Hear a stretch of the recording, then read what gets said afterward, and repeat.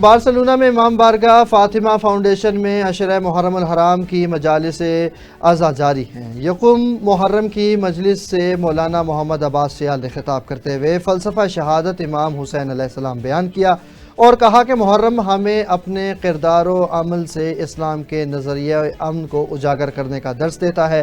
مجلس کے اختتام پر لنگر حسینی بھی تقسیم کیا گیا۔ عالم اسلام کو علم ہے کہ محرم الحرام 1447 ہجری کا آغاز ہو چکا ہے۔ چونکہ محرم الحرام ہجری کے آغاز کا مہینہ ہے، ہر قوم اپنے سال کا آغاز خوشی و مسرت سے کرتی ہے، بلکہ مسلمان رنج و علم سے کرتے ہیں۔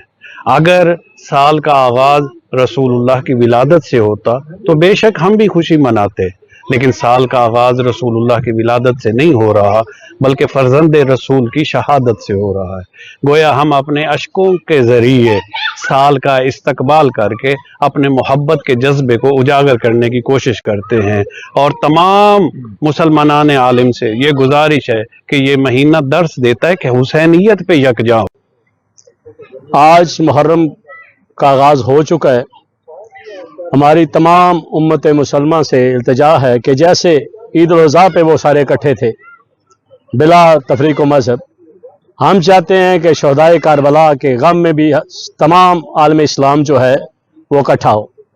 وآخر دعوانا الحمدللہ۔ محرم 1447 ہجری کا آغاز ہو چکا ہے۔ اسی سلسلے میں آج فاطمیہ فاؤنڈیشن کے زیر اہتمام یہاں پہ محرم کی عزاداری کا سلسلہ شروع کر دیا گیا ہے۔